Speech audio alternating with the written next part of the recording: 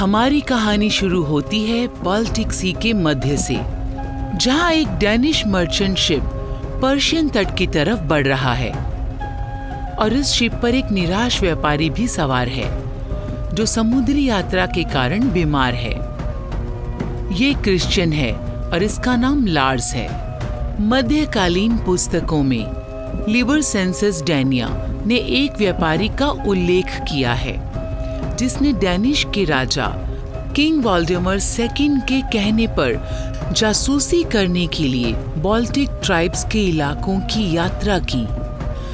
Lars हमारे लिए हमारी आंख और कान का काम करेगा, उस देश में जहां यूरोप के आखिरी बुतप्रस्त रहे।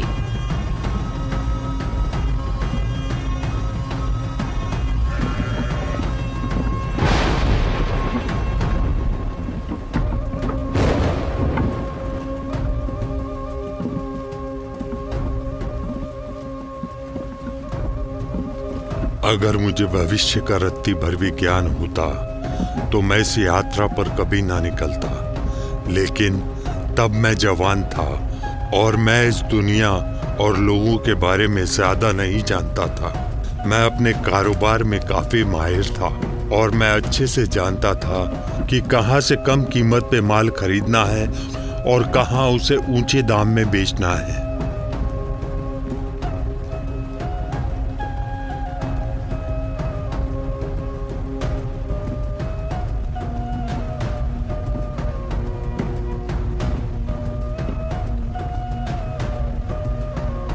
बंदरगाह पे मेरी मुलाकात एक बूढ़े व्यापारी से हुई जो मेरे पिता के दोस्त थे। वो वहाँ एम्बर खरीदने आए थे।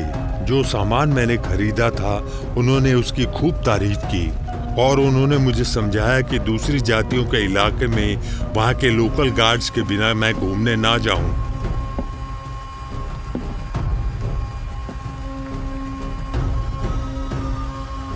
वहाँ की लोकल करेंसी ओस्ट्रिंग का एक बंडल देकर मैंने कोर्शेटेट नाम के एक शख्स की पहचान छुपा दी। वो अपने परिवार का सबसे छोटा बेटा था और उसे अपनी जमीन जायदाद में से कुछ भी नहीं मिला था, इसलिए कोर्शेटिस ने पैसे के लिए अपनी ताकत और हुनर को बेच दिया। समुद्री तट के रिवाज के मुताबिक मैंने मेरे पिता के दोस्त के साथ गिफ्ट एक्सचेंज किया और बदले में उन्होंने मुझे मेरा एम्बर नेकलेस दे दिया।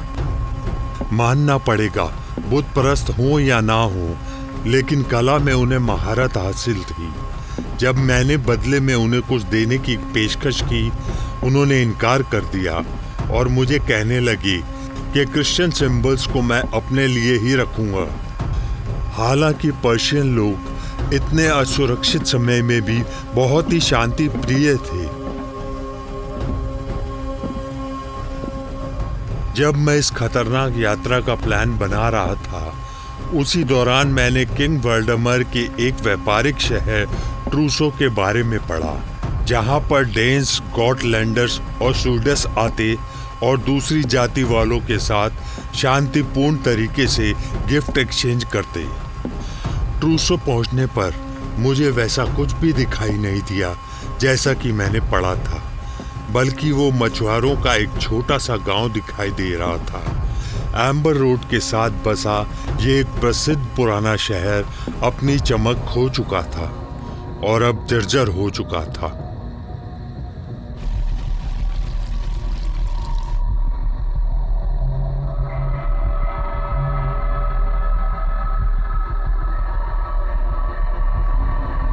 शाम होते होते मुझे एक बात का एहसास तो होने लगा था कि दूसरी जाति के ये लोग इतने भी भयानक नहीं हैं और ये पर्शियंस हम क्रिश्चियंस से कुछ ज्यादा भिन्न नहीं हैं। लेकिन जल्दी ही एहसास को झटका लगा और मेरी सोच बदलने लगी जब मैंने जिस्म का खून जमा देने वाला नजारा देखा। इन पर्शियंस ने अपने धर्म गुरु को किसी अपराधी की तरह बंदी बना लिया था।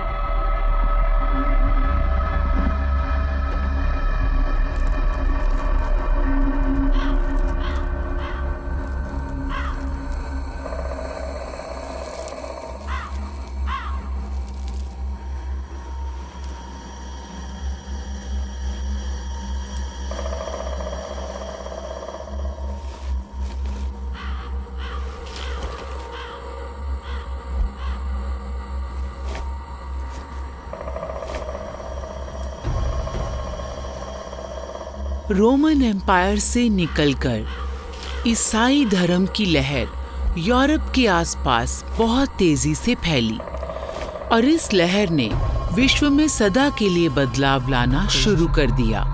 ईसाई धर्म अपनाने वाले बुत परस्तों ने अपने अपने धर्म गुरुओं और उनकी शिक्षाओं को त्यागना शुरू कर दिया और धीरे धीरे ईसाई धर्म और उसके रीति रिवाजों को अपनाना शुरू कर दिया, जिसमें सामाजिक ढांचा, जायदाद के हक और कानून भी शामिल थे।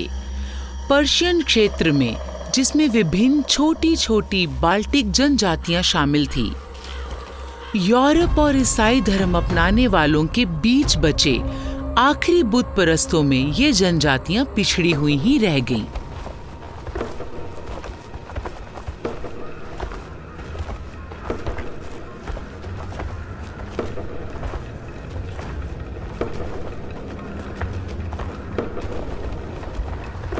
जो कुछ मैंने देखा उससे मैं डर गया और मैं मेरा आखिरी कन्फेशन याद करने लगा जब पादरी ने मुझे बोला था कि लार्स, बुत परस्तों को ईसाई बनाने का समय आ गया है।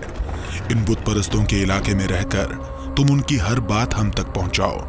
वहां रहकर बड़ी सावधानी से छोटी बात ध्यान से सुनो और बारीकी से देखो। हमें उम्मीद है कि वापस आकर तुम उनकी हर बात हम तक पहुंचाओगे। परमेश्वर तुम्हारे साथ है बेटा।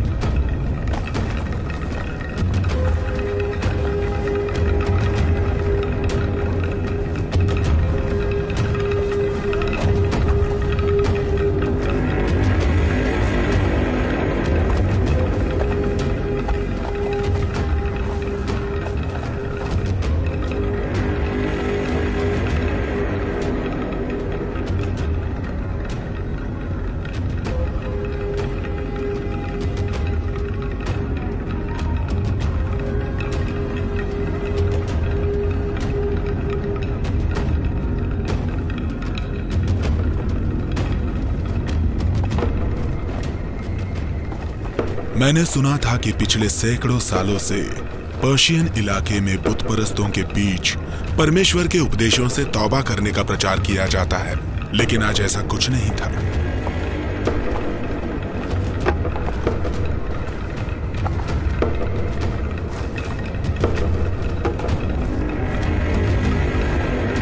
पुजारी का गुनाह केवल इतना ही था कि अनजाने में या बदकिस्मती से जलाने वाली लकड़ियां लेने वो पवित्र जंगल में चला गया था।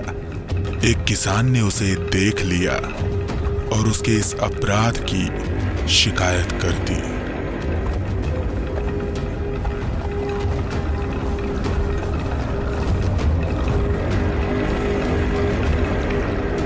कुरसाइटिस ये जानता था जहां बात परमेश्वर की हो, बुत परस्तों का ये पुजारी को इस विवाद को सुलझाने के लिए पश्चाताप करना पड़ेगा। बुत परस्ती से ट्रायल ऑफ द गॉड्स का नाम देते थे, हालांकि हमारे ईसाई धर्म का इससे कोई लेना देना नहीं है। कोई बेगुनाह है या गुनहगार, इसका फैसला बुत परस्त जिस तरह से करते थे वो देखकर मैं दंग रह गया।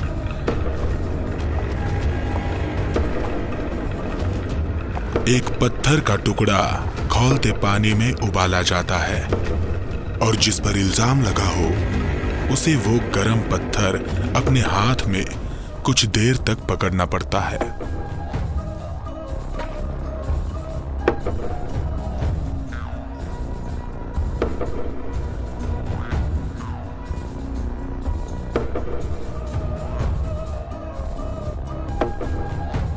बदकिस्मती से पुजारी इतना गरम पत्थर अपने हाथ में पकड़कर कुछ देर नहीं ठहर पाया, इसीलिए उसे अपराधी घोषित कर दिया गया।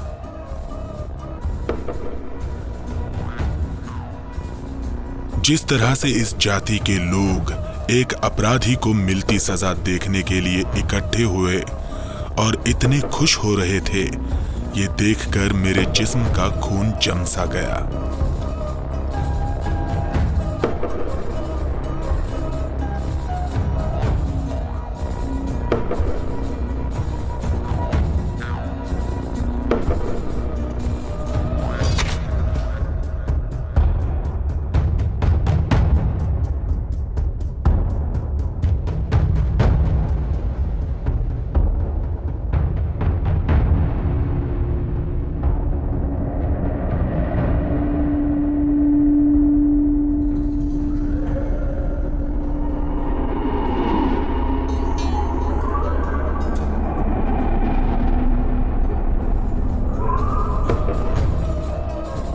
दूसरी बाल्टिक जनजातियों की तरह पर्शियंस ने भी पत्थरों, झरनों और पुराने पेड़ों जैसी कुदरती वस्तुओं से कुछ खास जगह बनाई हुई थी, जहां पर वो अपने धार्मिक रीति रिवाजों का आयोजन किया करते थे।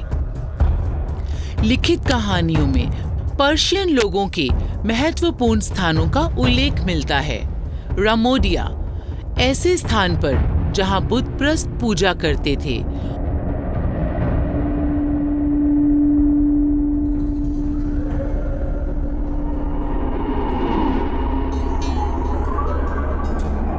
और उच्च कोटि के पुजारी उनकी देखरेख किया करते थे। बुत प्रस्तों का विश्वास था कि पूर्वजों की आत्माएं पवित्र जंगलों में रहती हैं। वास्तव में दुनिया भर में ओक का पेड़ प्राचीन पर्शियन लोगों का प्रतीक था। उनका मानना था कि ओक की शाखाओं में परमेश्वर का वास है। पर्शियंस आकाश के देवता, धरती के देवता और अन्य जीवों की पूजा किया करते थे। उनका विश्वास था कि जंगलों और अन्य जीवों में देवी देवताओं का वास रहता है।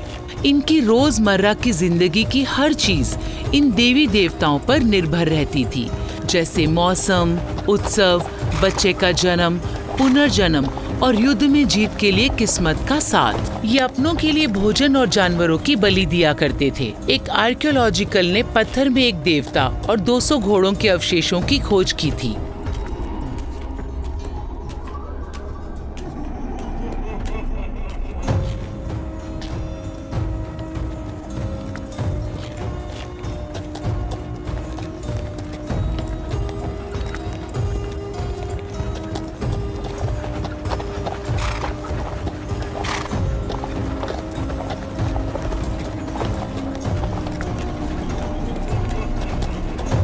लार्स की ये यात्रा गैलेंडियन और जेट विंग्स के बीच जारी थी।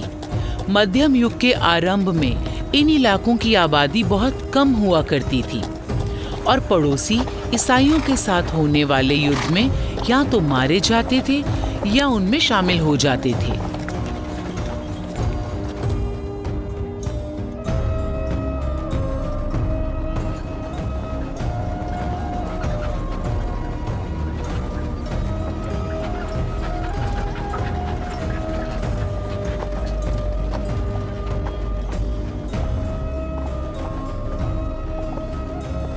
गलेंडा की धरती पर बस कुछ ही लोग बचे थे, जो कि घने जंगलों से घिरे हुए थे और इनमें जंगली जानवर घूमते रहते थे।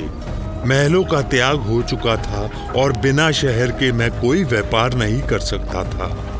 पुरुषोत्तम गालेंडियन लोगों की रीति को अच्छे से जानता था कि जब यात्री इनसे भोजन या सुरक्षा की प्रार्थना करें तो ये यात्रियों को मना नहीं करते थे। इसलिए हमने उनसे रात ठहरने की प्रार्थना की और हमें गैलेंडियन लोगों के खेतों में प्रवेश करने में जरा भी हिचकिचाहट नहीं हुई।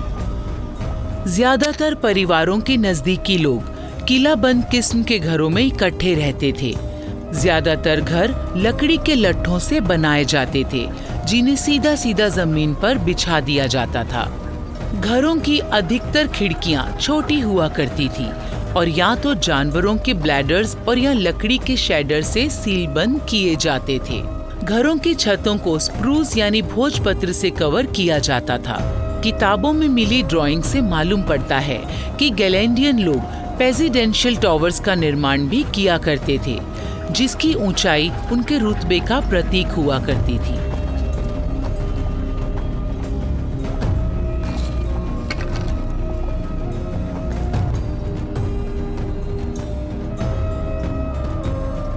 उनका खाना पीना लगभग हमारे ही जैसा था। ये लोग फलियां, जड़ वाली सब्जियां, चुकंदर, गाजर, प्याज और लहसुन खाते थे। सर्दी से निपटने के लिए खाए जाने वाले जानवरों को नमक लगाकर बैरल में रखा जाता था। मेरे लिए सबसे बड़े आश्चर्य की बात तो ये थी कि पिजन्स चिमनी नहीं बनाते थे। यहाँ तक कि धनवान लोग भी इस बात से अनजान थे कि हर घर में चिमनी होनी ही चाहिए। गैलेंडियन लोग उनका प्रिय भोजन परोसा करते थे, जिसे स्वीडनी के नाम से जाना जाता था। राय फ्लावर से स्वीट ब्रेड बनाए जाते और इन्हें चर्बी में पकाया जाता। ईमानदारी से बताऊं तो ये स्वीडनी का स्वाद कुछ अच्छा नहीं था, लेकिन क्योंकि इतनी लंबी यात्रा के बाद लगी भूख के कारण हमें जो मिला हम खाते गए।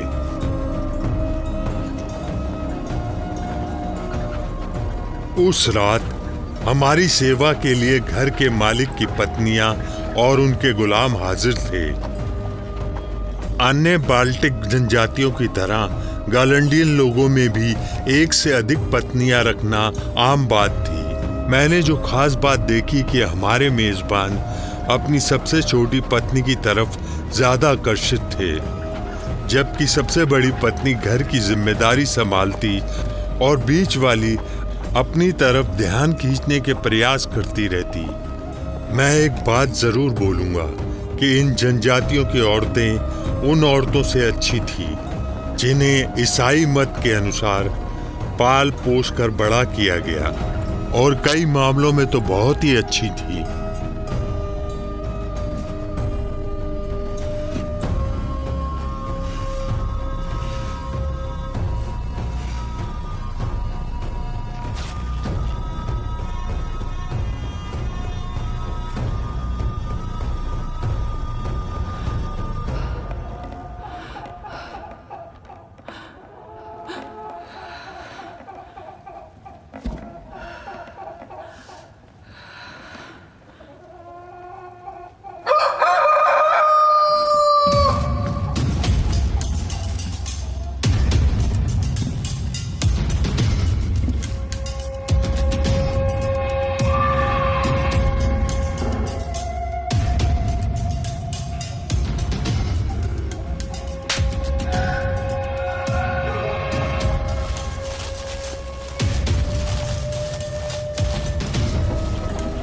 अगली सुबह कुरुश्वेत बहुत परेशान था और उसने मुझे बताया कि कल रात को जो भी हुआ नौकर ने सब देख लिया।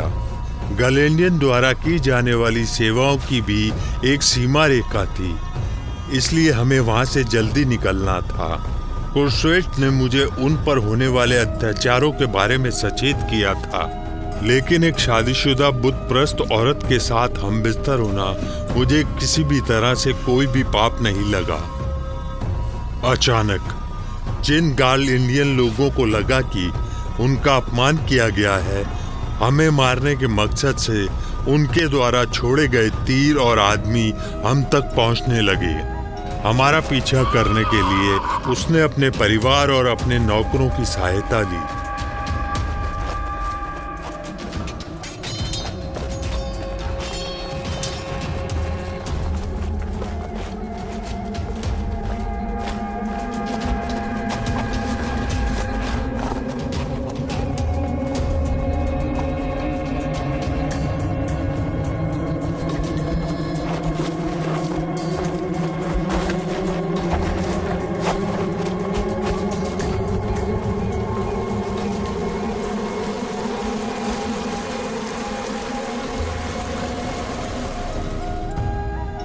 खुशकिस्मती से कुरुश्वेत को मालूम था कि पवित्र जंगल दरिया के उस पार है और गैलेंडियन लोग वहां घुसने की हिम्मत नहीं करेंगे।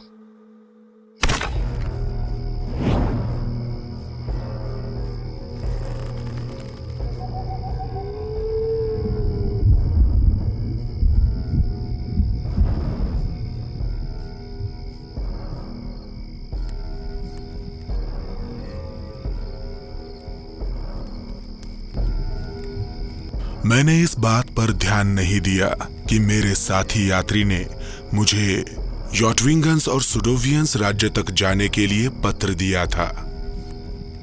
परमेश्वर मेरे साथ था और हम लोग हमला करने वालों से बचकर निकले और मुझे इलाज करने के लिए एक स्थानीय हकीम भी मिल गया, जिसने मुझे फिर से चलने फिरने के लायक कर दिया।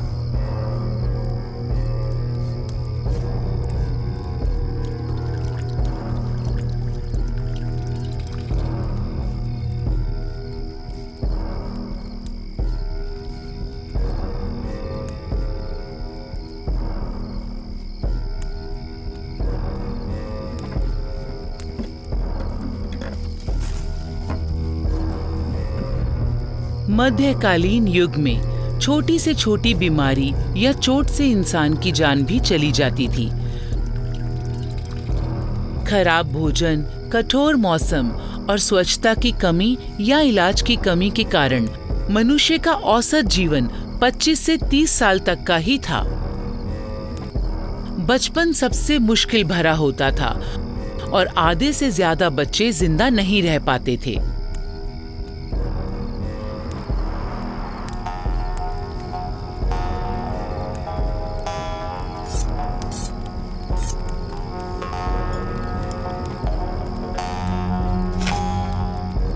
हमें सुरक्षित स्थान पर पहुंचाकर कुरासाइटिस ने हमारी जिंदगी बचा ली, लेकिन वो बहुत डरा हुआ था और बेचैन था कि उसने अपने पेगन के देवी देवताओं के नियमों की उल्लंघना की और अब वो उनके प्रकोप से डरा हुआ था। पश्चाताप करने के लिए कुरासाइटिस ने अपने सिर के बालों की बलि दे दी। ऐसा करके उसने कुछ समय के लिए खुद के रुतबे को गिरा दिया और गुलामों जैसा रूप बना लिया।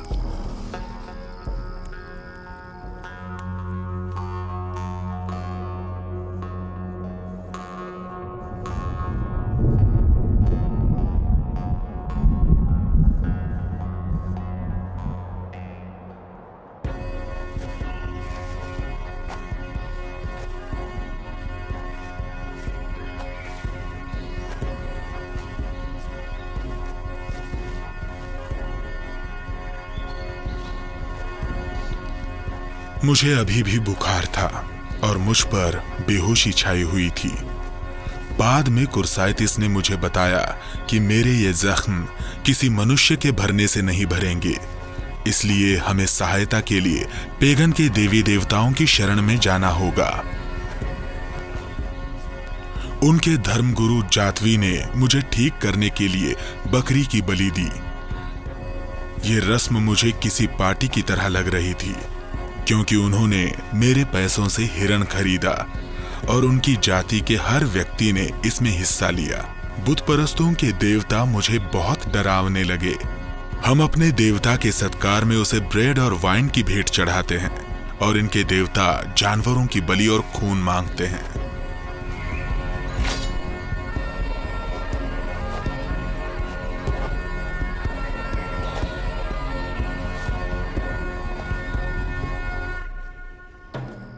पंद्रह ईस्वी में ल्यूथरन थियोलॉजियन द्वारा लिखी किताब में जेटविंगर में बकरे की बलि के बारे में जिक्र किया गया है। इसमें बताया गया है कि ईसाई मत के अनुसार जेटविंगर में बकरे की बलि देने वाली इस प्रथा को शक की नजर से देखा जाना चाहिए। बलि चढ़ाए गए जानवर के खून को एक कटोरी में डालकर इस प्रथा में शामिल होने वाले हर व्यक्ति पर छिड़का जाता था और बचे हुए खून का इस्तेमाल अपने घर और पालतू जानवरों को प्रकोप से बचाने के लिए इस्तेमाल किया जाता था। इस प्रथा का प्रमुख हिस्सा तो वो था जब बलि दिए गए जानवर का मांस पकाया जाता था और मांस के पकने के दौरान मांस पकाने वाले व्यक्ति गेहूं और बकव्हीट से बने ब्रेड को चूल्हे के इस पार से उस पार एक दूसरे की तरफ उछालते थे और तब तक उछालते थे जब तक वो ब्रेड तैयार नहीं हो जाती थी।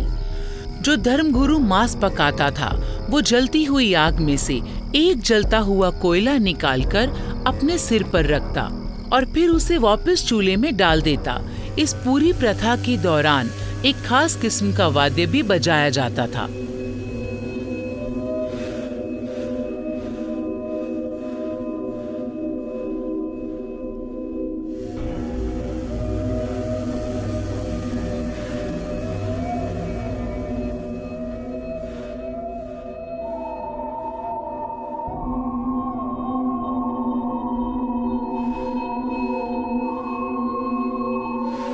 मेरा जख्म चमत्कारी ढंग से भर गया और मेरी खोई हुई ताकत फिर से लौट आई। मैं नहीं जानता ये परमेश्वर की कृपा थी या बुतप्रस्त लोगों द्वारा किए जाने वाले जादू टोने का चमत्कार। बस मैं दोबारा तंदुरुस्त हो चुका था और बुतप्रस्त लोगों की जीवन शैली के बारे में ज्यादा जानकारी जुटाने के अपने मिशन को पूरा करने के लिए अपनी यात्रा फिर से शुरू कर सकता था। स्वस्थ होने के बाद लार्स लिथुनिया के लिए निकल पड़ा। लिथुनिया और ऑक्सटैचियन के लोगों को विभिन्न इतिहासकारों ने शक्तिशाली, आतंकवादी और असभ्य बताया है, जो कि अपने पड़ोसी इलाकों में आतंक मचाए रखते थे। लिथुनिया के हेनरी क्षेत्र के इतिहास में बताया गया है कि साल 1205 में लिथुनिया के तकरीबन 2000 घुड़सवार एस्टोनियन इलाके की तरफ लूटपाट किया करते थे और वापसी में व्यापारिक शहर रीगा को बर्बाद करने के लिए निकलते थे।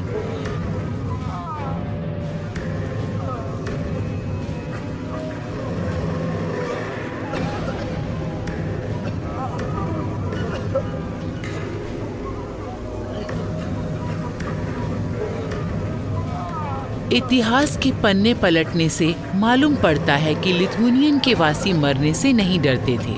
उनके लिए युद्ध में जान गंवाना सम्मान की बात थी। दुश्मन के सामने आत्मसमर्पण के बजाय कभी कभी वो खुद की जान ले लिया करते थे। और ये बात ईसाई मत से बिल्कुल उलट है। ईसाई मत के अनुसार आत्महत्या करना बहुत भयानक पाप है और किसी ईसाई के लिए इससे बड़ा अपराध हो ही नहीं सकता। ईसाई धर्म योद्धाओं द्वारा दी जाने वाली धमकियों ने मिंडोगस के शासकों को लिथुनिया और ऑक्सटेशियन के राजाओं को हराने के लिए उकसाया, जिससे इन देशों को मिलकर लिथुनिया की एक विशाल डची बनाया जा सके।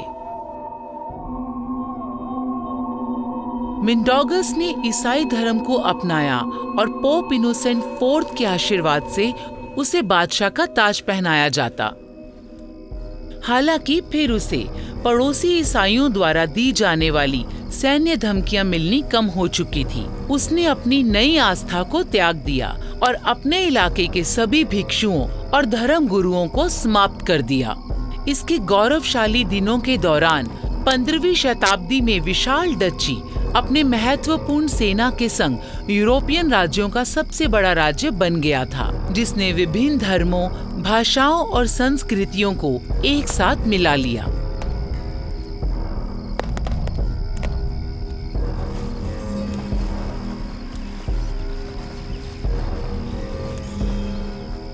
मैं कर्नावे पहुंचा, जिसे लिथुनिया की विशाल डची में सबसे विशाल और महत्वपूर्ण माना जाता था। ना ही कुर्साइटिस और ना ही मैंने कभी 5 किलो वाला नगर देखा था। संभव है कि मैं डेनमार्क वापस जाऊंगा, तब ये सब सुनने वाले स्तब्ध रह जाएंगे।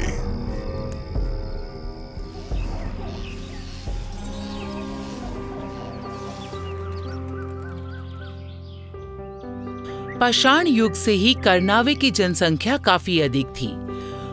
मध्यकाल की अन्य बस्तियों की तरह यहाँ पर सुरक्षा दीवारें नहीं थी, किंतु मर्शी नदी के निकट दलदली भूमि थी। अपनी इस लाभकारी भौगोलिक स्थिति के कारण ये नगर सुरक्षित था। शांतिमय समय के दौरान यहाँ के निवासी किले के नजदीक बने गांव में रहते थे। संभावित घेराबंदी के दौरान किले में सुरक्षित स्थान की तलाश की जा सकती थी, जहां हर स्थान पर 300 लोग रह सकते थे।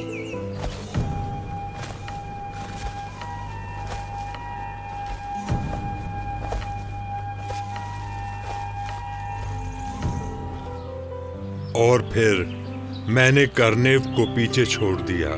मुझे लगा कि मुझे अन्य जातियों के जीवन शैली की एक निश्चित समझ है, किंतु फिर एक बार मुझे मेरी आंखों पर भरोसा नहीं हुआ। मैंने यहाँ पूर्वी या बिजेंट पुजारियों के बारे में सुना और ये देखकर मुझे बड़ी हैरानी हुई कि वो लोग इस नगर में चर्च बनाने में कामयाब हो गए थे। एक कैथलिक होने के नाते ये पूर्वी आस्था मेरे लिए अनजान थी। मुझे उम्मीद थी कि मैं यहाँ के पादरी से बात कर पाऊंगा, क्योंकि हम लोग एक ही परमेश्वर को मानते हैं।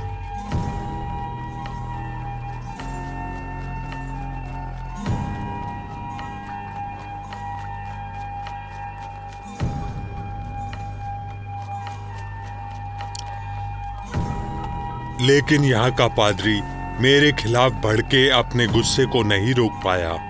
मुझे इसकी कोई वजह समझ नहीं आई।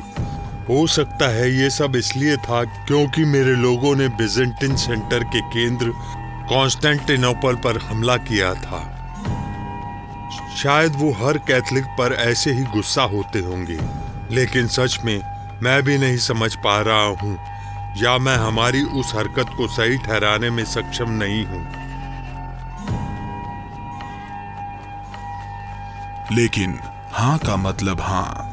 मैं कर्नवे में कुछ घोड़े खरीदने में कामयाब हो गया, जिससे हमारी आगे की यात्रा आसान और तेजी से पूरी हो पाएगी। मैंने वो वस्तुएं भी खरीद लीं जो मेरे दिमाग में थीं।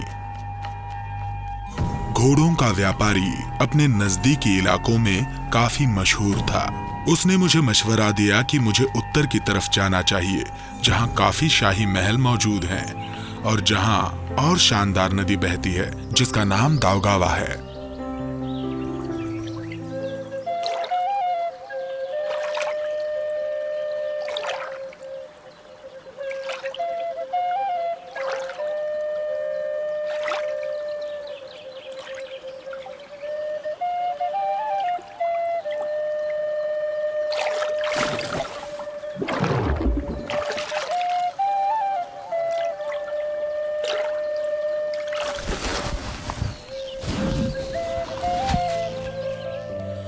सौ के दशक में रोमन सेनेटर और इतिहासकार टैसिटस ने अपनी प्रसिद्ध उपलब्धि कर्मानिया में बाल्टिक जनजातियों के पूर्वजों का वर्णन किया है।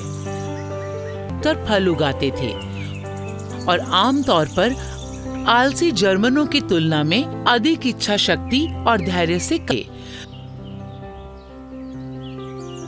दाउगावा पर कब्जा किया जा सके। 10वीं शताब्दी से 13वीं शताब्दी तक सिलोनिया क्षेत्र ने 300 किलो सहित कई जिलों और सल्पिल्स के शहरों को केंद्र के रूप में समेट लिया।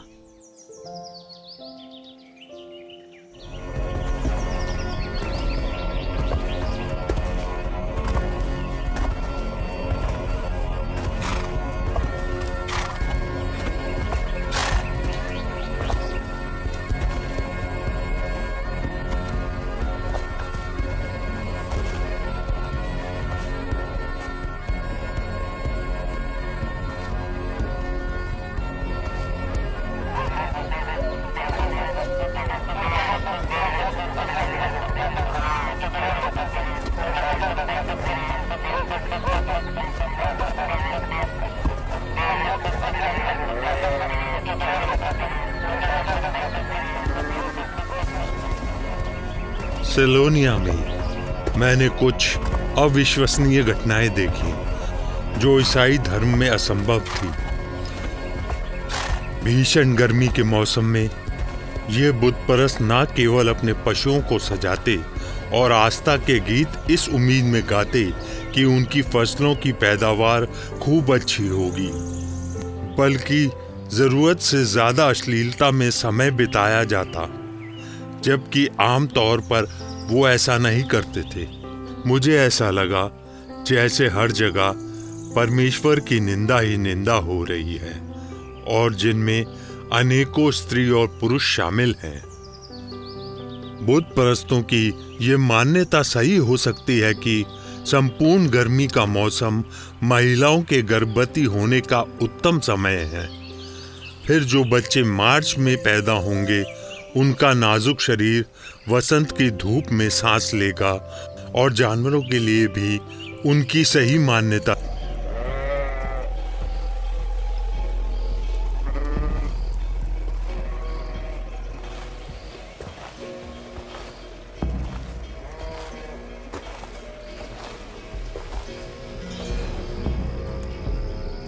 संक्रांति उत्सव के रहस्य और उसे जीवंत बनाने के लिए विभिन्न प्रकार की सहायता ली जाती है।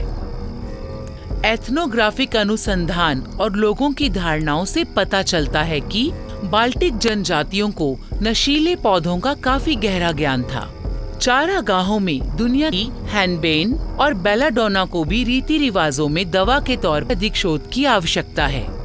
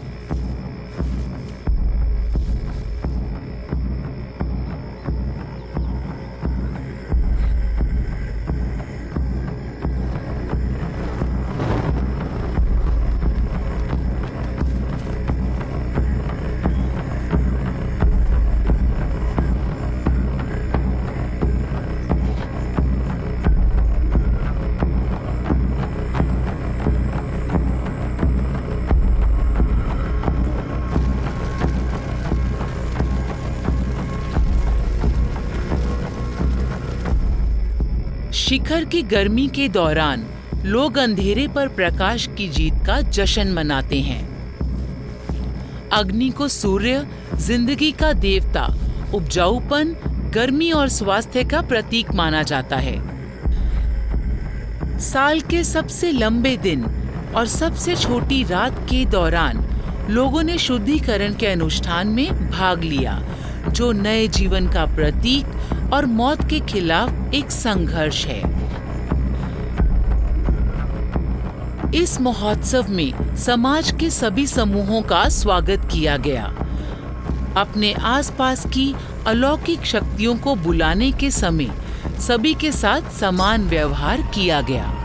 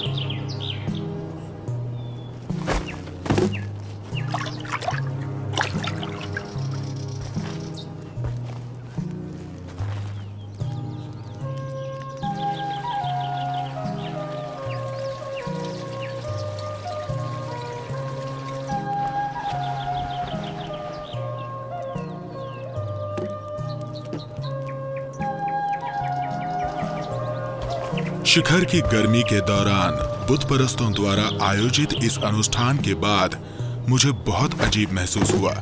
मैं पक्के तौर पर तो कुछ नहीं कह सकता, लेकिन कुछ बदलाव तो आया ही था। ये बुत परस्त पूरी तरह से केवल प्रकृति के साथ जीते हैं और मुझे भी ऐसा ही लगा। ऐसा लग रहा था ये सब परमात्मा की अनुमति से हो रहा था और मैं भी इसका एक हिस्सा था।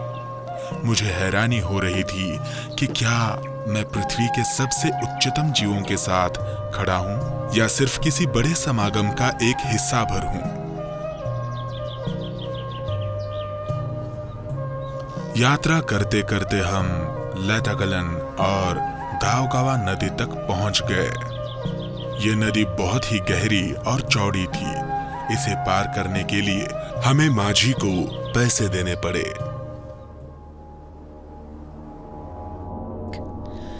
तेरहवीं शताब्दी में इलाके में रहने वाले 50 से 70 हजार लोगों के बीच गैलेंडियन बाल्टिक जनजाति के बीच सबसे अधिक मशहूर थे।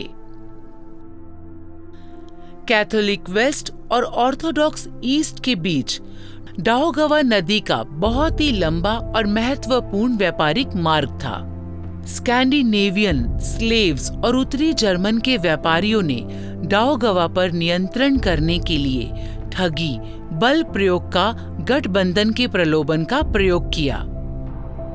लेटगालन के निवासी जो नदी किनारे रहने वाले लोगों को अक्सर व्यापारियों, ईसाई, पादरियों और धर्म योद्धाओं के साथ बैठक करने की पीड़ा झेलनी पड़ती थी।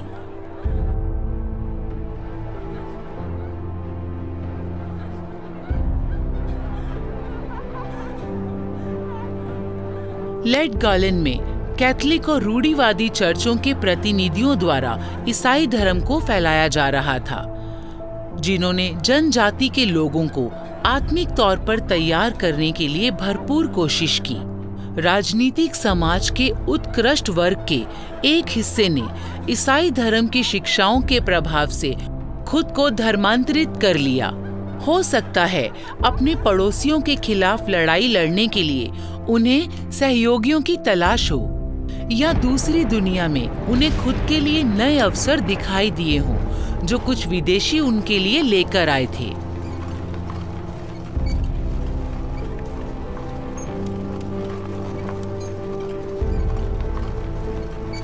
ईसाइयों के धर्म युद्ध के दौरान दुश्मन और उनके सहयोगी परिस्थितियों के अनुसार अपना पाला बदलते रहते थे। लेटविया के इतिहासकार हेनरी ने पारंपरिक यूरोपीय हमलों का वर्णन किया है। वो लोग आसपास की जगह उजाड़ देते, घरों और गांवों में आग लगा देते और औरतों और बच्चों सहित कई बुत परस्तों को बंदी बना लेते।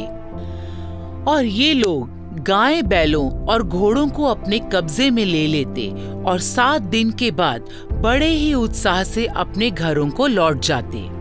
बंदी बनाई गई महिलाओं को जबरदस्ती अपनी पत्नी, रखैल या गुलाम बना दिया जाता। सबसे बड़े दुश्मन के सिर को किसी ट्रॉफी की तरह सजाया जाता और बाद में उस सिर को उन परिवारों को बेच दिया जाता जो अपने सदस्य के सिर की कीमत देने को तैयार हों, ताकि मरने वाले का अंतिम संस्कार रीति रिवाज से किया जा सके।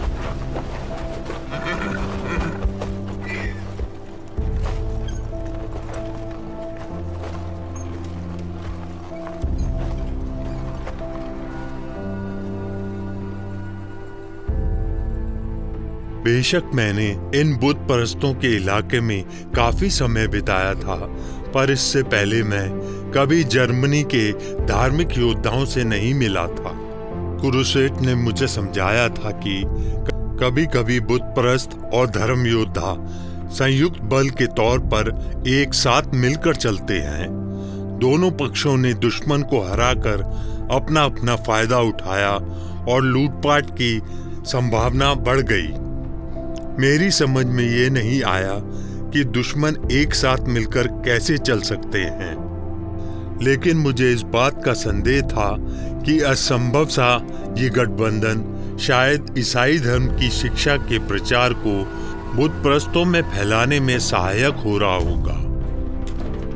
धर्म योद्धाओं ने ईसाइयों को जमीन, धन दौलत और यहाँ तक कि आलीशान जीवन पाने का अवसर प्रदान किया।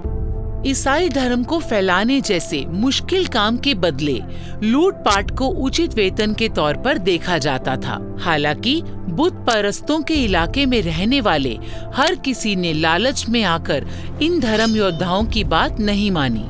कॉर्स्टोजेनिस का उद्देश्य बहुत महत्वपूर्ण था। रोमन साम्राज्य के पड़ोसियों के साथ कैथोलिक आस्था का परिचय होना बहुत जरूरी था। धर्म योद्धा बहुत थोड़े समय के लिए बुत परिस्तों से युद्ध किया करते थे, लेकिन जीते हुए इलाकों पर नियंत्रण बनाए रखने के लिए स्थायी सैन्य बल की आवश्यकता होती थी। अच्छे स्वभाव का अनुसरण करते हुए रीगा के भूमध्य सागरीय इलाके में शूरवीरों को पहला क्रम बनाया गया और उन्हें Livonian brothers of the sword का नाम दिया गया और उन्हें वीर सन्यासियों के रूप में शामिल किया जाता था।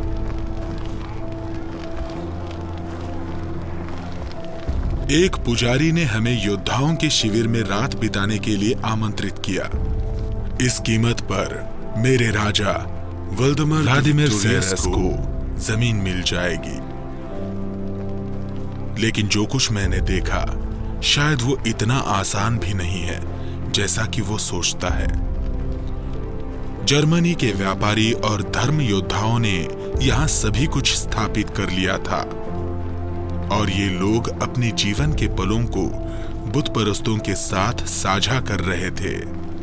मैंने देखा कि कैसे उन्होंने सफलता से लूटे गए माल को साझा किया। लूटपाट का कुछ हिस्सा ईश्वर की भेंट भी चढ़ाया गया, नया केवल बुत परस्तों द्वारा बल्कि उनके द्वारा भी जो सच्चे परमेश्वर में विश्वास रखते हैं। मैं मेरे अपने धर्म को मानने वाले भाइयों की इस हरकत से हैरान था। यहाँ तक कि डेनमार्क और दूसरे इलाकों में रहने वाले ईसाई भी बुत परस्तों के देवताओं की पूजा में लीन थे, लेकिन बुत परस्तों द्वारा खुलेआम की जाने वाली ये पूजा किसी पाप से कम नहीं लग रही थी। यहाँ तक कि पुजारी भी ऐसे दिखा रहा था जैसे उन्होंने कुछ देखा ही नहीं।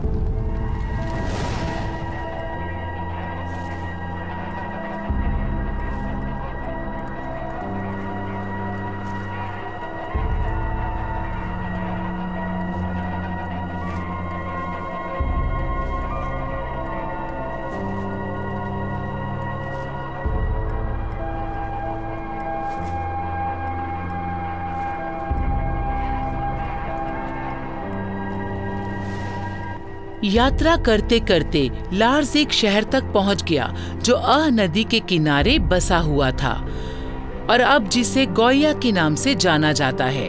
गोया और डौगवा के आसपास के इलाकों में फिनो-अग्रिक जनजातियां रहती थी। गैर ईसाइयों के इस इलाके में बाल्ट्स, स्कैंडिनेवियंस और बाल्टिक सी फिन्स रहते थे। ना तो फिन्स और ना ही लिवोनिया के लोग बाल्ट थे, लेकिन बाल्ट इलाकों का मध्यकालीन इतिहास इलाके में रहने वाली फिनो-अग्रिक जनजाति के बिना अधूरा है।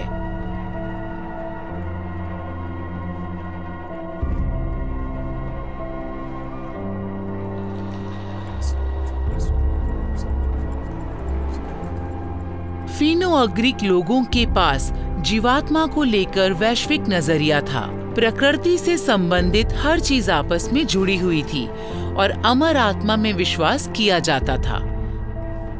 हो सकता है बाल्ट्स ने फिन्स और लिवोनिया के लोगों से सीधे कई मिथक देवताओं को अपनाया हो, जैसे धरती, जंगल, हवा और समुद्र।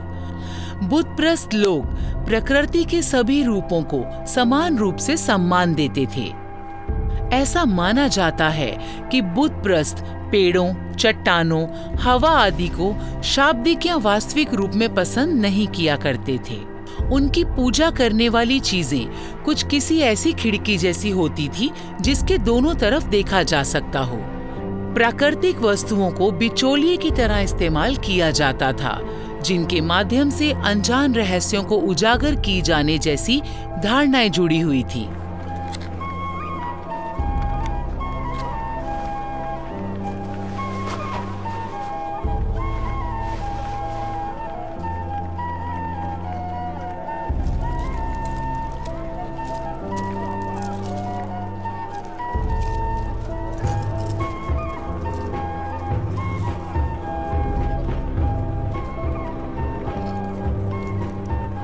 मैंने खुद को लिवोनिया के बहुत बड़े व्यापारिक बाजार में पाया, जो कि टूरोडिया के किले से बहुत ज्यादा दूर भी नहीं था, जिसे टोर का बाग भी बोला जाता है।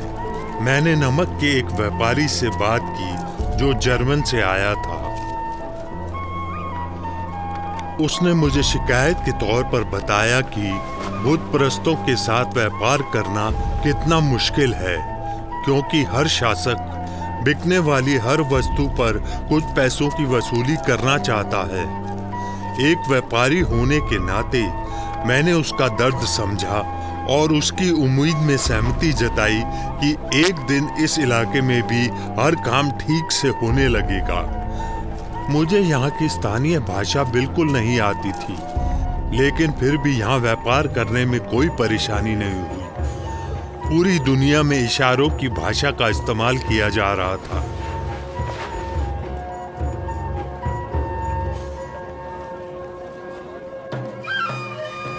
वस्तुओं की खरीदारी बहुमूल्य नमक और मोम देकर की जा सकती है, जो नाप तोल करने में भी आसान है। बाल्टिक समुद्री क्षेत्र के आसपास खरीदो फरोख्त के लिए जिस मुद्रा का इस्तेमाल किया जाता था वो 200 ग्राम चांदी का एक टुकड़ा था, जिसे ऑजरिंग कहते थे। मुद्रा की छोटी इकाइयों को साधारण तरीके से काट दिया जाता था। ऑजरिंग को घोड़े की लगाम माना जाता था। एक ऑजरिंग को एक घोड़े के समान माना जाता था। 13वीं शताब्दी में बाल्टिक समुद्री क्षेत्र में एक घोड़े को 3 गायें, 20 भेड़, 10 सूअर या एक गुलाम के बराबर माना जाता था।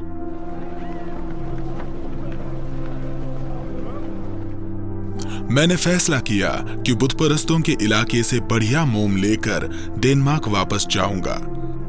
इस तरह के सामुद्रिक इलाके के जंगल में बहुत सारे मोम के पेड़ थे, जिसकी वजह से मोम यहाँ काफी सस्ता था। मैंने सुना है कि पश्चिमी यूरोप में कई चर्चों, मठों और जागीरदारों के घरों को मोम की मदद से चमकाया गया है, जो मोम इन बाल्स ने इकट्ठा किया था। मैंने मेरी आखिरी तलवार और भाले के बदले कुछ मोम के पहिए खरीद लिए। मैं इन्हें डेनमार्क ले जाकर बेचने और अपना भाग्य बनाने की योजना बना रहा था, और मैं चाहता था कि इसमें कुछ मोम मैं अपने खुद के आनंद के लिए रख लूं। फर, अनाज और लिनन जैसी उच्च मांग वाली वस्तुओं के अलावा तुराइदा की मंडी में महिला गुलामों की पेशकश भी की जाती थी। कुर्साइतिस ने एक महिला गुलाम को पहचान लिया और उसको लेकर मुझे इशारा किया। गलिंडियन जमींदार की दूसरी बीवी को यहाँ देखकर मेरी हैरानी की सीमा ना रही। उस बेचारी को गुलाम की तरह बेच दिया गया था, लेकिन मैं ना तो अपने बिस्तर और ना ही अपने घर में उसकी कल्पना कर सकता था। इसलिए मैंने एक दूसरी दासी को चुना। वो देखने में बहुत सुंदर थी और जैसा कि व्यापारी ने बताया कि वो स्वभाव से विनम्र और आज्ञाकारी है।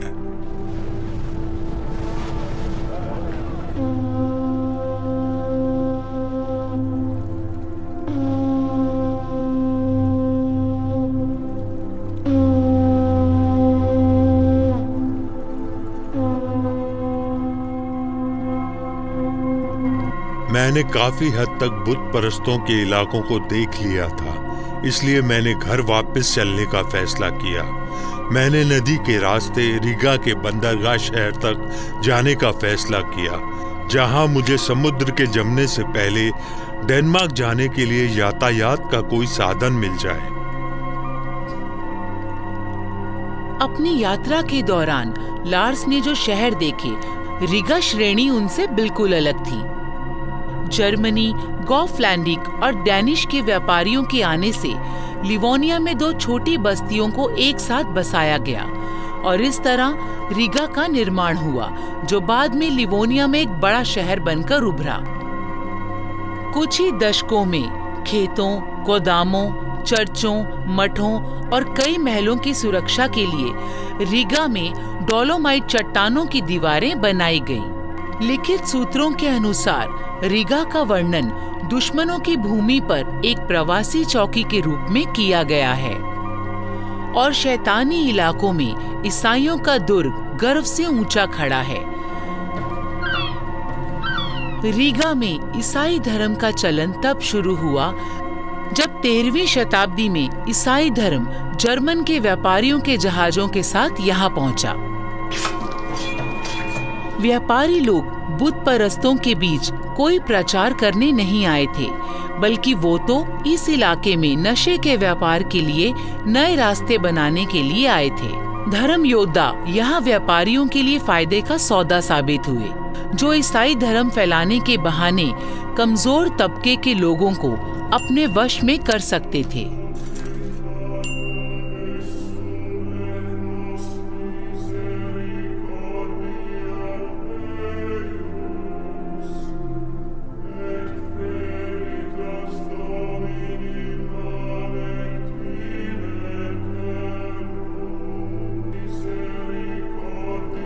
सबसे पहले लिवानी और फिन्स का सामना इन व्यापारियों से हुआ था। ये लोग बाल्टिक सागर के पूर्वी भागों की पहली जनजाति भी थी, जिन्हें ईसाई धर्म अपनाने के लिए मजबूर किया गया। बुत परस्तों को जबरन ईसाई बनाया गया। इन बातों में विरोधाभास है और इतिहास इसका गवाह है।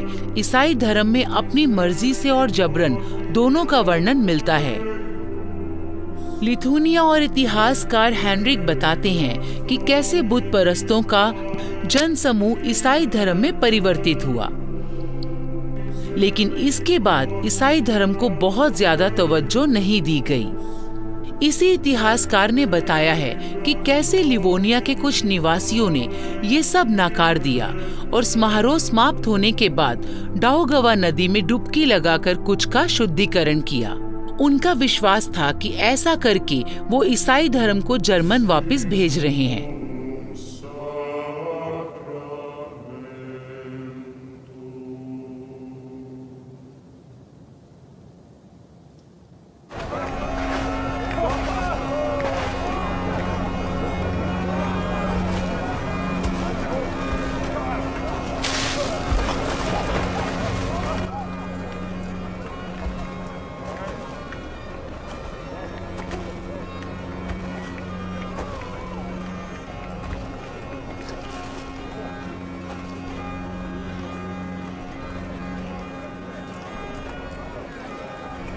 ये हैरान करने वाला संयोग ही था कि रीगा में मुझे मेरे पिता के दोस्त मिल गए। ये वही व्यापारी थे जिन्हें मैं ट्रूसो में मिला था। उन्होंने बताया कि रीगा बहुत कम समय में डेनमार्क और गॉटलैंड जैसा बड़ा शहर बन चुका था। उन्होंने मुझे समझाया कि जितनी जल्दी हो सके जर्मनी और गॉटलैंड के व्यापारियों के साथ रिश्ता बनाना शुरू कर दूं। उन्होंने समझाया कि रशियन और कॉन्स्टेंटिनोपल के व्यापारियों का रास्ता सुरक्षित करने के लिए जर्मनी के व्यापारी जल्दी डाउगावा पर अपना कब्जा जमा लेंगे। बाजार में एक जगह मैंने रंगमंच का प्रदर्शन देखा। ये एक चलता फिरता रंगमंच था जिसमें एक दुभाषीय का इस्तेमाल किया जा रहा था। इस नाटक में परमेश्वर के दूत और ईसाई धर्म की उत्पत्ति के बारे में बताया जा रहा था। लेकिन जब मैंने दर्शक बने बैठे बुत परस्तों की तरफ ध्यान दिया तो मुझे समझ आ गया कि दर्शकों में किसी को भी नाटक देखने का मकसद समझ नहीं आ रहा था। उन्हें आंतरिक शांति और अनंत जीवन का मार्ग दिखाया जा रहा था। लेकिन उन लोगों की शैतानी आंखें ये सब केवल मनोरंजन के तौर पर देख रही थी और वहां पागलों जैसी हंसी सुनाई दे रही थी।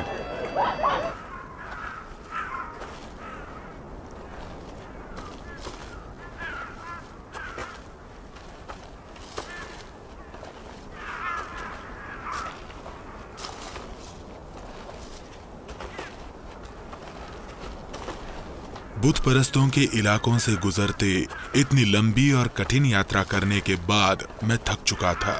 जाहिर है मेरे जिस्म का हर हिस्सा थकान से टूट रहा था। इसलिए मैंने दाओगवा के सिस्टरशियन संतों के पास जाने का फैसला किया, जो दिमाग और शरीर दोनों को दुरुस्त करना जानते थे।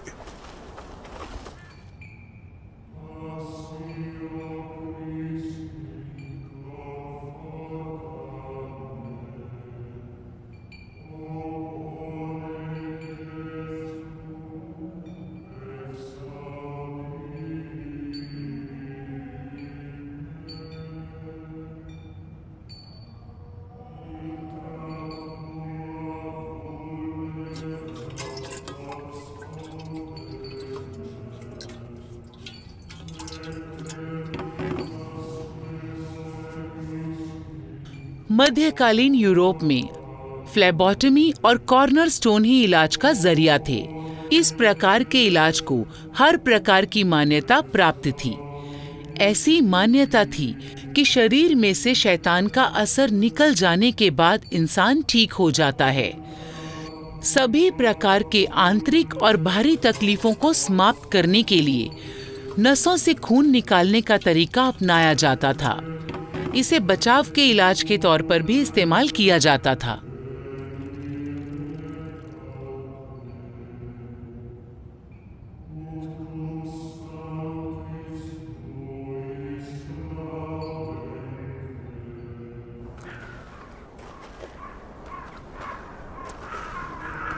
मुझे अभी भी बहुत कमजोरी महसूस हो रही थी, लेकिन मैं आंतरिक तौर पर बहुत मजबूत था और घर जाने के लिए तैयार था। हम लोग रीगा की तरफ जा रहे थे कि अचानक घटी एक घटना ने हमें रोक दी।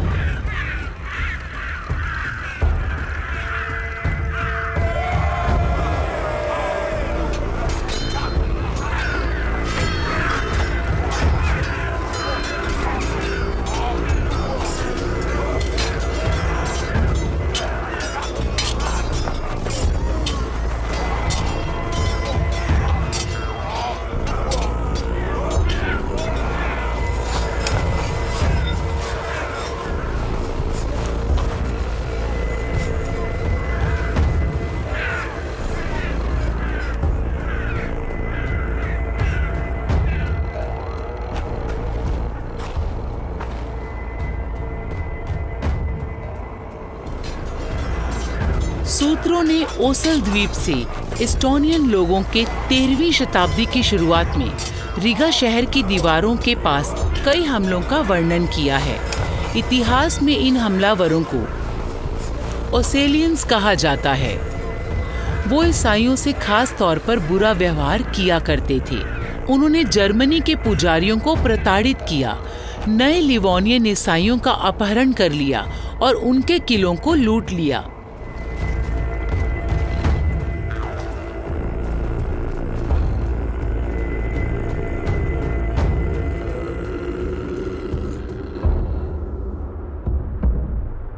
लार्स का अपहरण कर लिया गया और उसे समुद्री जहाज द्वारा एस्टोनियन द्वीप पर लाया गया। एस्टोनियन के लोग बाल्टिक फिनो-अग्रिक लोग हैं जो लिवोनियन और फिन लोगों से संबंध रखते हैं और उन्हें प्रमुख द्वीपवासियों के रूप में जाना जाता था। इन लोगों के लिए ईसाइयों को हराना सबसे मुश्किल काम था। 13वीं शताब्दी में डेनमार्क के वॉल्डेमर द्वितीय स्वीडन की सेना रीगा के बिशप ने एकजुट होकर Livonian brothers of the sword के साथ मिलकर उन्हें हराने के लिए हमले किए। ओसेलियंस लोगों की धर्म योद्धाओं को रोकने की क्षमता शायद उनके संगठन के कारण थी, या द्वीप की भूगोलिक स्थिति के कारण, या फिर उनका साहस जो बुत परस्तों के देवताओं की आस्था पर आधारित था।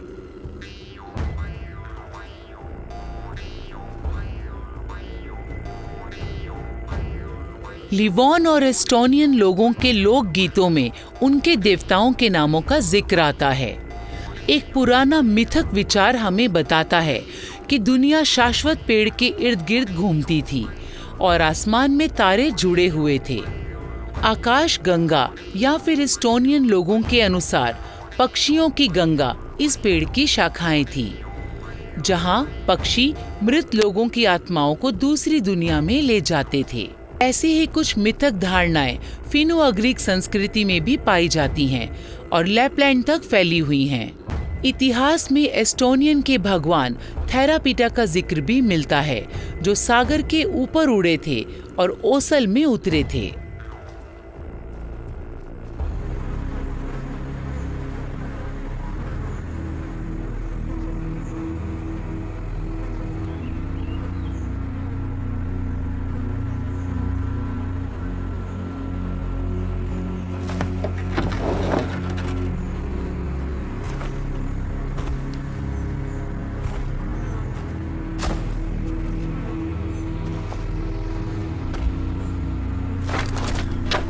मैं मेरे दूसरे साथियों से अधिक भाग्यशाली था कि उन्होंने मुझे जान से नहीं मारा, मेरे पिता के दोस्त की मौत मेरे लिए बहुत दुखदाई दुर्घटना थी, क्योंकि उन लुटेरों ने डेनमार्क के 2 आदमियों के लिए काफी बड़ी फिरौती मांगी होगी। अपने समय का सम्माननीय व्यापारी आज एक गुलाम बन चुका था। हमारे साथ किले में रहने वालों जैसा व्यवहार किया जाता था। कोई दुर्व्यवहार नहीं होता था, लेकिन खाने को बहुत ज्यादा अच्छा नहीं कहा जा सकता।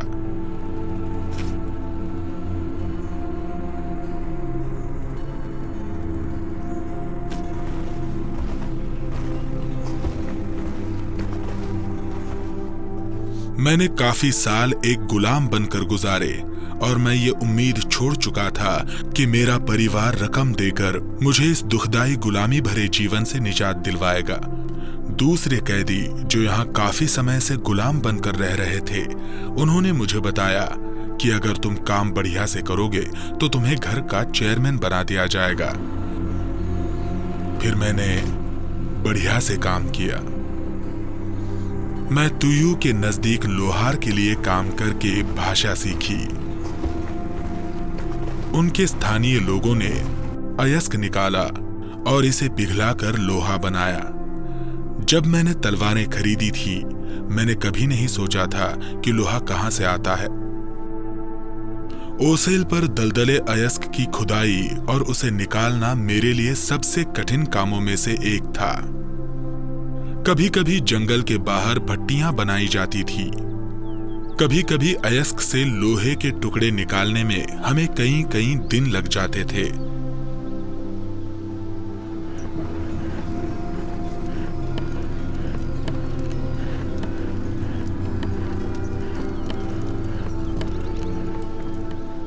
लोहार के यहाँ काफी आसान काम था। जहां मुझे लकड़ी जलाना और पानी लाना होता था, मुझे घंटों तक भट्टी को हवा देकर आग को जलाए रखना होता था। मैंने उस लोहार के लिए और भी बहुत सारे काम किए।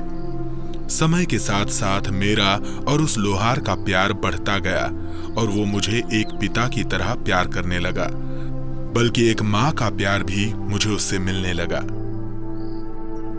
उस लोहार को अपने गांव में भी बहुत मान सम्मान मिलता था। कोई आश्चर्य नहीं कि घोड़े हमेशा धीमा दौड़ते थे। महिलाएं कांसे के जेवरों से सजी रहती थी, सुइयों से कपड़े सिला करती थी। लेकिन मेरे गुरु की सबसे अधिक सम्मानित कला थी हथियार बनाना। ओसेल के लोग खूनी तलवार को हमेशा अपने साथ रखने में विश्वास रखते थे।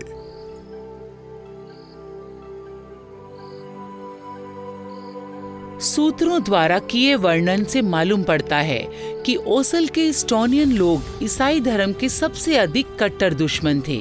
लिथुनिया के इतिहासकार हेनरी ने एक निर्मम घटना का जिक्र किया है। एस्टोनियन लोगों ने ईसाइयों के किले के जिंदा चेयरमैन का दिल निकाल लिया। उन्होंने उस दिल को आग पर भुना और फिर बांटकर खा लिया, ताकि उनमें ईसाई धर्म से लड़ने का साहस पैदा हो। फिर उन्होंने उस मृत शरीर को कुत्तों और गिद्धों के खाने के लिए छोड़ दिया। हम दावे से नहीं कह सकते कि ऐसा सच में हुआ था या फिर बुत परिस्तों की ये कोई काल्पनिक कहानी है।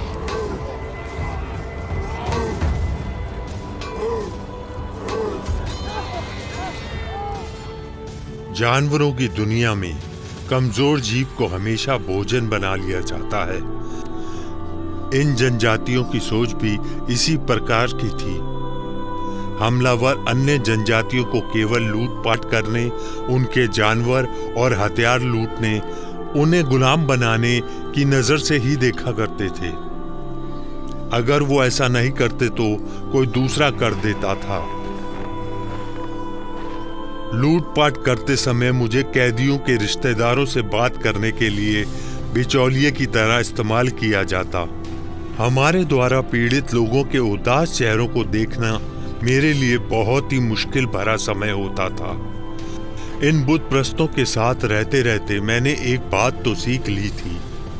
अगर आप भेड़िए के साथ भागना जानते हैं तो आपको उसी तरह गरजना भी आना चाहिए।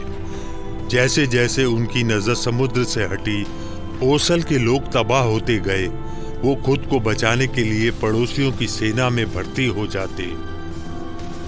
मुझे लगने लगा था कि मैं भी उसल के लोगों के बराबर हो गया हूं, लेकिन मुझे किसी साधारण जानवर की तरह बेच दिया गया।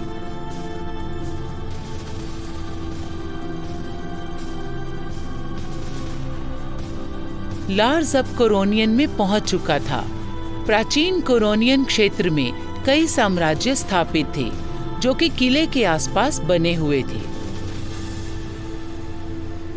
स्कैंडिनेवियन और आर्टिसन व्यापारियों के बीच कोरोनियन के आसपास समझौता हुआ था और गॉटलैंड के पास ही पहली शताब्दी के मध्य घनिष्ठ संबंध स्थापित किए गए थे। लिखित सूत्रों के मुताबिक कोरोनियंस स्वीडन और डेनमार्क के व्यापारियों में व्यापार से अधिक लड़ाइयां हुआ करती थी।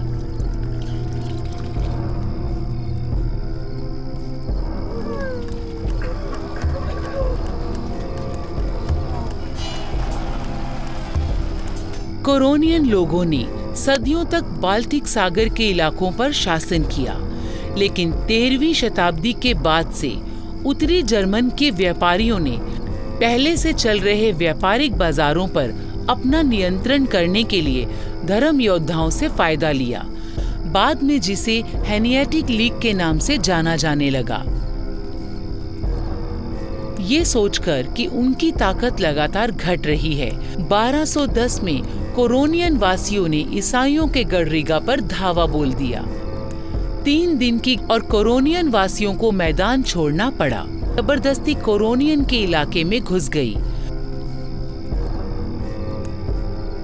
उन्होंने अपने मृत लोगों के शवों को इकट्ठा किया और वहीं आसपास लगभग 3 दिन बिताए, जहां उन्होंने मृतकों की मौत पर शोक व्यक्त किया और उनका अंतिम संस्कार भी किया।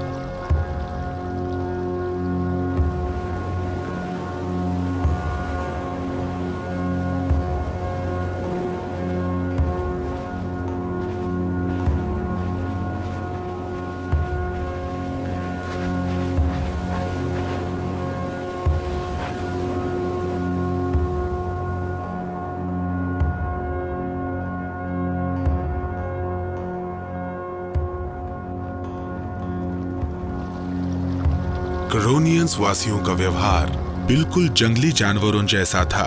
वो किसी भी कीमत पर अपने जंगल छोड़ने को तैयार नहीं थे और वो अपने पालतू मवेशियों की तरह यहीं रहना चाहते थे। और उन्होंने एक सबक और सीख लिया था, अगर आप उन्हें हरा नहीं सकते तो उनके साथ चले जाओ। जर्मनी, डेनमार्क और स्वीडन के साथ युद्ध में भयानक रक्तपात से बचने की उम्मीद में कोरोनियंस वासियों ने पोप के आशीर्वाद से ईसाई धर्म को अपना लिया।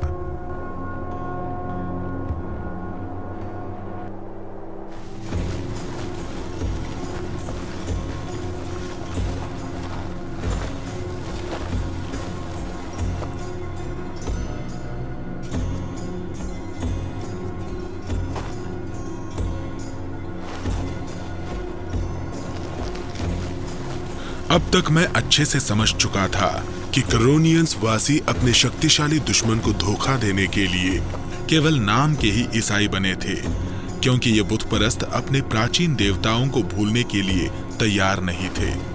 इसके अलावा शीर्ष के सर्दी के मौसम में मैंने कोरोनियंस वासियों को पवित्र जंगल में जानवरों का शिकार करते देखा, जहां उन्होंने इससे पहले न कभी कोई जानवर मारा और न कोई पेड़ काटा।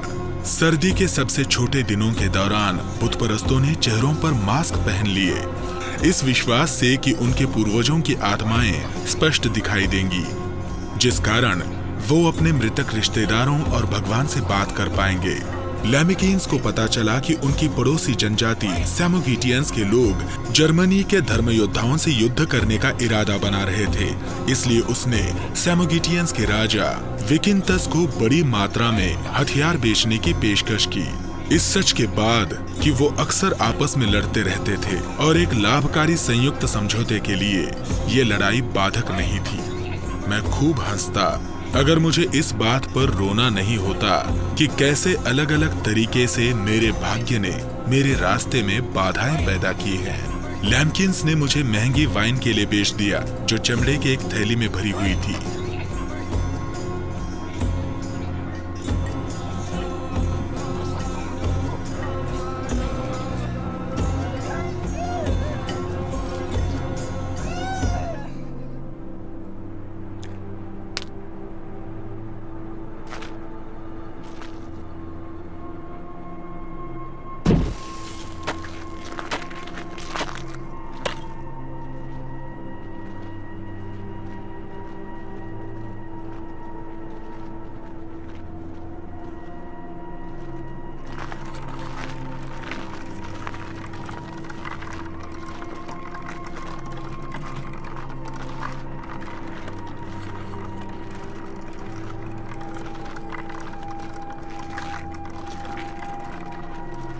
और 1235 में प्रभु के वर्ष में सर्दियों के दौरान कोरोनियन ने हथियारों के जखीरे के साथ समोगेटिया भेज दिया गया।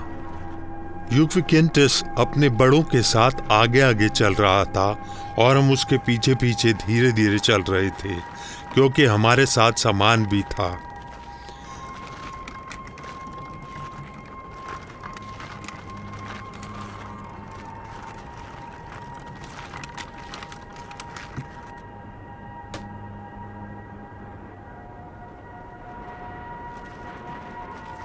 यात्रा के दौरान मुझे महसूस हुआ कि वादों पर भरोसा नहीं करना चाहिए था।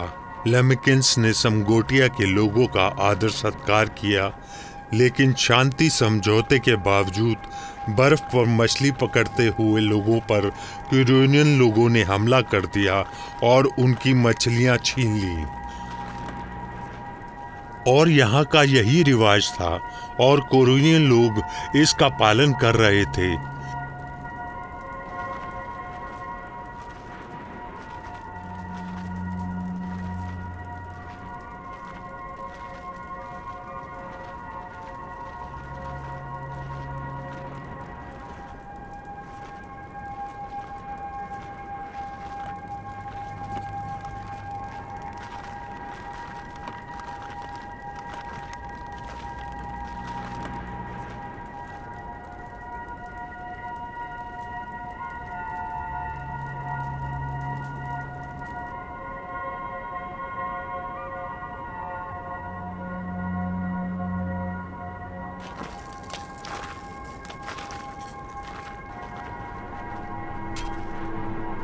हमारा रास्ता मुश्किल और खतरनाक था, क्योंकि पिघल जाने के कारण बर्फ काफी पतली हो चुकी थी। इसमें किसी को भी कोई हैरानी नहीं हुई और हमारे में से कुछ लोग बर्फ पर चलकर निकल गए और कुछ बदनसीब लोग इस बर्फीले पानी में अपनी जान गंवा बैठे। जिसने ईसाई धर्म अपना लिया था, अंतिम संस्कार के लिए उसका शव उसके परिवार वालों को सौंप दिया गया, लेकिन गरीब नौकर पर किसी को दया नहीं आई, इसलिए हमने उनकी लाशों को भेड़ियों के लिए छोड़ दिया।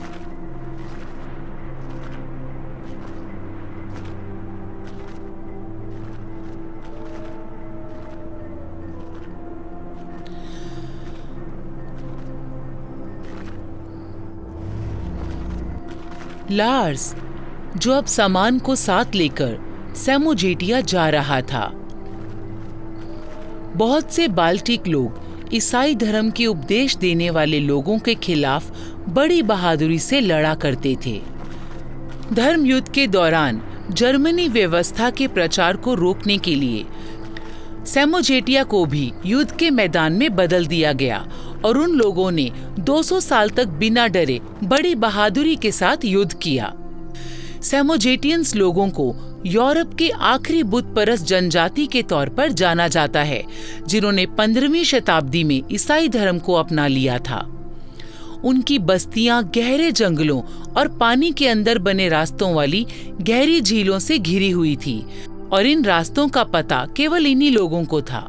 इसी से तो वो हमलावरों से सुरक्षित रहते। सर्दियों में पानी के जम जाने से आना जाना आसान हो जाता था, इसीलिए इसी समय के दौरान ज्यादा व्यापार और लड़ाइयां भी हुआ करती थी।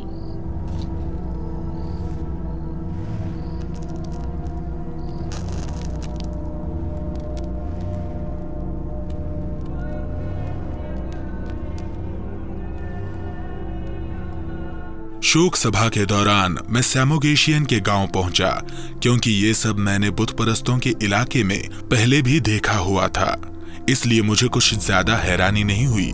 मृतक के शरीर पर अंतिम संस्कार के समय पहनाए जाने वाले कपड़े और जूते पहनाए गए थे और अंतिम संस्कार में शामिल होने के लिए उसका शव एक टेबल पर रखा हुआ था, जबकि उसके परिवार के लोगों ने खाया पिया और उपवास रखा। पूरी रात लोगों ने शोक व्यक्त किया और रिश्तेदार विलाप करते रहे। मरने वाले की पीछे छूट गई हर चीज की लिस्ट बनाई गई, जैसे कि बीवी, बच्चे, भेड़ें, गाय, घोड़े, बत्तखें और बाकी का सामान। उन्होंने रात भर शराब पी और प्रार्थना की कि उनके जो रिश्तेदार पहले मर चुके हैं वो मृतक का स्वागत करें। वहां पर केवल मृत व्यक्ति ही शांत था।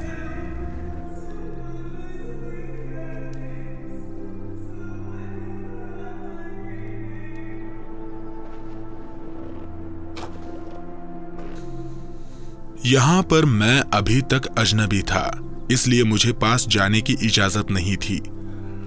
मैंने दूर से देखा कि कैसे उन्होंने दारू पी और फिर बर्तनों सहित ब्रेड के टुकड़े, नमक और कुछ हथियार कब्र में फेंक दिए। मैंने एक ऐसे शुल्क के बारे में सुना जो नदी के उस पार ले जाने के लिए मृतक द्वारा नाव चलाने वाले को दिया जाता था।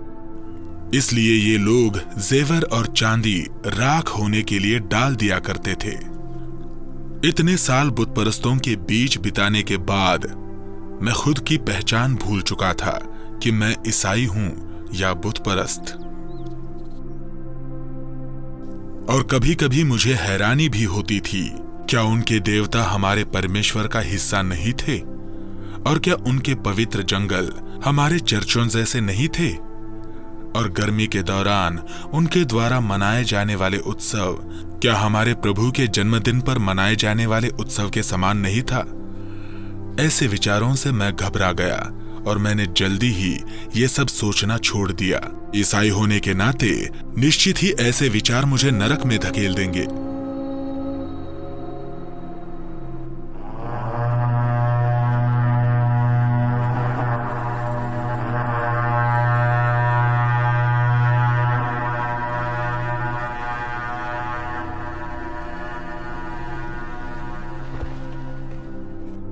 बड़ी संख्या में धर्मयोद्धा सहयोगियों की तलाश में समुद्र किनारे उतरे थे।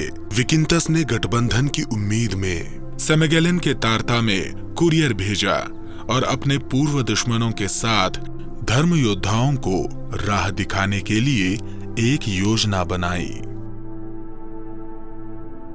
मुझे अजीब सा एहसास हुआ जब मैंने सुना कि धर्मयोद्धाओं के युद्ध के प्रयास सफल हो रहे हैं। क्या मेरे आजाद होने का समय आ गया है? 13वीं शताब्दी में सेमीगेलियन की जनजातियों पर 2 जिलों द्वारा शासन किया जाता था, तैरवैते और मेजुवैते। सेमेगेलियन और सेमोजिटिस के निवासी एक दूसरे के कट्टर दुश्मन थे और उनमें अक्सर लड़ाई होती रहती थी। धर्म योद्धाओं ने सभी टकरावों पर विराम लगा दिया। धर्म योद्धाओं से बचकर भागे कई सेमगेलर निवासियों ने समोजिटिया में जाकर शरण ली।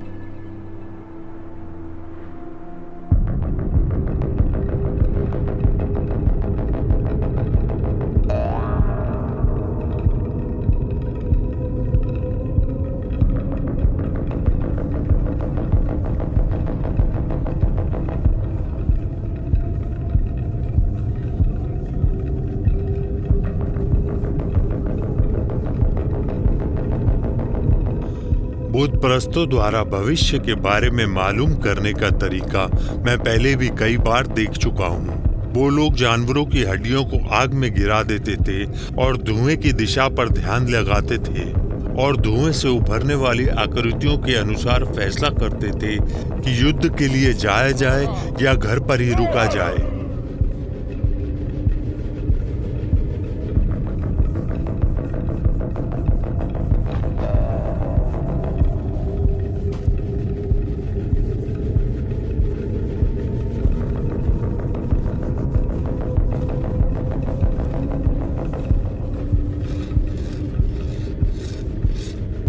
सेमोगिच और सेमगेलियन एक दूसरे का सहयोग करने के लिए आगे आए और मिलकर धर्म योद्धाओं पर हमला बोलने का निर्णय लिया गया।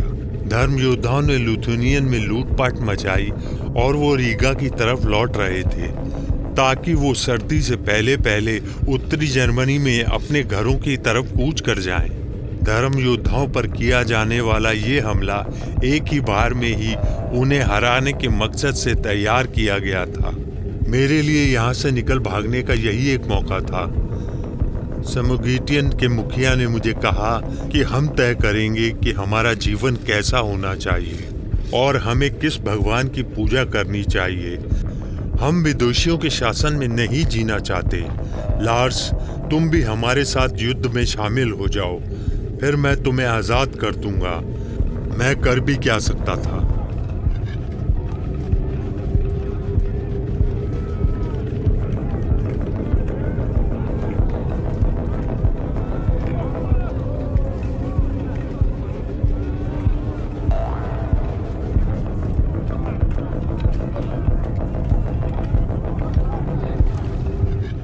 मैं ये पाप का भागीदार बनने जा रहा था कि उस सर्वशक्तिमान परमेश्वर को मुझे इस तरह की सजा देनी चाहिए। इसका जवाब मुझे कभी नहीं मिलेगा। मैं कई रात तक परमेश्वर के आगे प्रार्थना करता रहा कि वो मुझ पर दया करे। मेरी किसी भी प्रार्थना का जवाब नहीं मिला। कभी कभी तो मुझे लगता था कि परमेश्वर ने मुझे बुला दिया है। खैर, मैंने भाला उठा लिया और अपने ही धर्म भाइयों के साथ युद्ध करने के लिए निकल पड़ा। मैं जंगल की खुशबू और खून